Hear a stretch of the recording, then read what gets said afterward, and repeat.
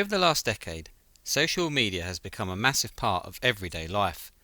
Almost everything and everybody has an account of some kind, from actors to pop stars, TV shows to sports teams, Hollywood film studios to video games companies. The list is endless. Facebook, Twitter, Instagram, Snapchat, TikTok. There's just so much interaction and communication these days that it's almost overwhelming. If you're interested in something, you can guarantee there will be endless groups and forums and accounts you can join and follow across all the platforms. Having grown up through the late 70s, 80s and early 90s, the change has been incredible to witness, especially when it comes to following Prince. Back in the day when I was at school during the 80s, hardly anyone I knew liked Prince, and if you did, you got ridiculed for it. There was also the rivalry of either liking Michael Jackson or Prince. You couldn't like both, which I did. Being a Prince fan could be a very lonely experience, as he was very much seen as an acquired taste. It must be hard for younger generations, especially millennials, to truly understand how different things were. We had no internet, no groups, no social media. The only way to keep up to date with who you followed was to buy magazines or belong to fan clubs or fanzines. In the case of Prince in the UK, we had the Controversy fanzine, but other than that, we had to rely on news in the papers or anything that may crop up on TV. There was no way to hear new music by Prince until it was played on the radio, unless you were lucky enough to have access to bootlegs. In those days, the pop stars really did seem out of reach and untouchable. The only way you'd ever get to see them was either on TV or on stage, or if you were extremely fanatic, you'd hang around outside the hotels or the airport if you knew they were flying in or out. It was a completely different world to today. The flip side to this was, however, the pure excitement and joy whenever an announcement was made, be it a new tour or new album. You were left in a frenzy, desperately searching for more information. The problem I had being a hardcore fan back then was that I had all these experiences with his music, all these thoughts on his lyrics and live performances, but I had nobody to talk to about them on the same level.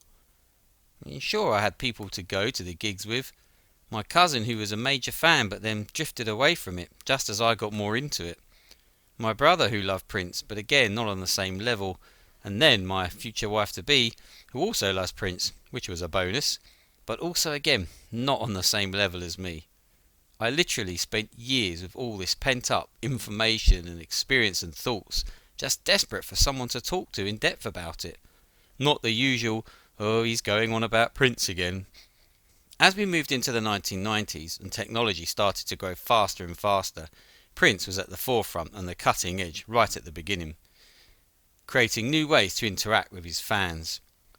In the early days of the internet, Prince and Maite would join in on AOL chat rooms, using pseudonyms to chat with fans. The penny only dropped when one of these accounts gave out information on what was happening next in Prince's career. That then happened exactly as described just 2 weeks later. It turned out to be the recording of the Purple Medley and the performance of it at the American Music Awards, where Prince was announced as dead and now going by the unpronounceable symbol. On June 7, 1993, Prince departed from this earth. His name changed legally to an unpronounceable symbol. Ladies and gentlemen, the artist formerly known as Prince. This level of interaction with fans was unheard of at the time and was light years away and ahead from the usual writing of fan mail hoping to get a response. Although Prince was hiding behind a veil, he left enough breadcrumbs for everyone to create excitement in those chat rooms. Other websites also appeared in the 1990s, the most notable being Prince.org, which is still going strong today, which again brought fans together from all around the world to be able to chat all things Prince, and it's rumoured that Prince again appeared behind a pseudonym on the org too. All of this technological advancement excited Prince at the time and brought about songs like Interactive, which came from his CD-ROM game of the same name, which had players exploring a house looking for pieces of Prince's love symbol, unlocking music and video clips. Then there were songs like Email and My Computer from the Emancipation album, and Prince's The Beautiful Experience video special, which was based around live performances of videos, woven together with segues of a character called Jem, played by Nona Gay, who in her loneliness turns to the beautiful experience on her PC in a bid to hopefully meet someone. Oh God, please let a man answer, oh please. New power generation. Would you like to access the beautiful experience? Damn, maybe he's just real thin. Yes, please. If your endorphin machine has come on it, just press beautiful 777 and an operator should appear on the screen. It's not working. Did you press come? $19.99 will be added to your phone bill. Hello, welcome to the Dawn, playground for the new power generation. There are over 500 experiences to choose from. Here's a sample. And not forgetting the Gold experience, which has several segues of being on a computer, accessing the MPG operator for a new song experience. Unfortunately for me, I was a late adopter to the internet and missed out on that early period of interaction, much to my dismay. It wasn't until the birth of the smartphone and social media did the game really change. Facebook, which had begun much like Friends Reunited as a way to reconnect with old school friends, grew and grew as people started to create groups to join. You name it and there is a group for it now. Naturally, Prince groups started sprouting up all over the place, but it was Twitter which was the next level of interaction. Suddenly you could interact with almost every celebrity you could think of.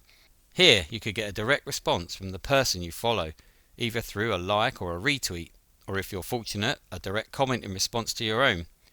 No more sending a fan mail wondering if they have ever seen it. Here you knew if they had, and sometimes within minutes. It took a while before Prince truly adopted Twitter.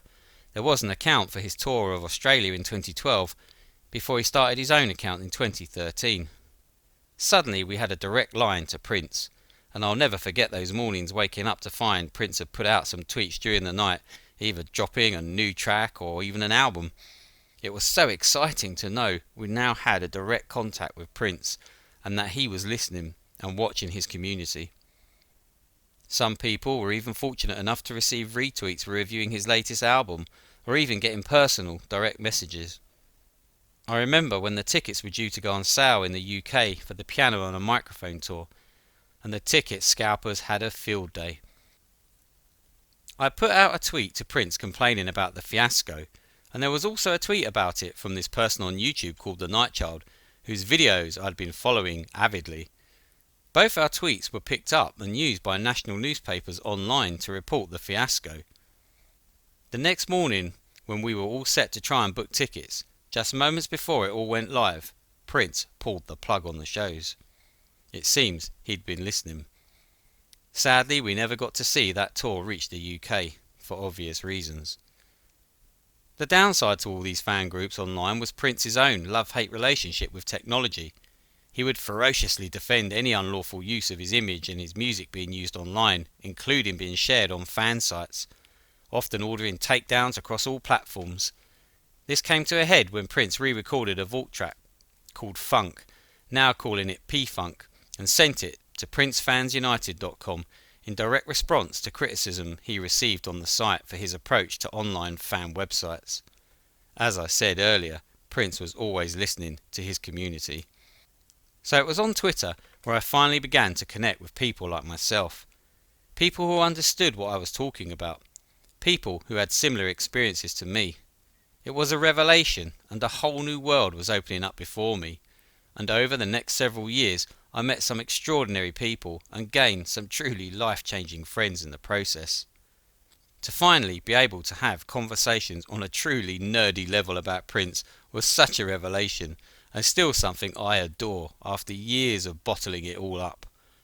And then to be able to share all this with like-minded people on YouTube has been such an honour and a privilege, and something I'll never take for granted.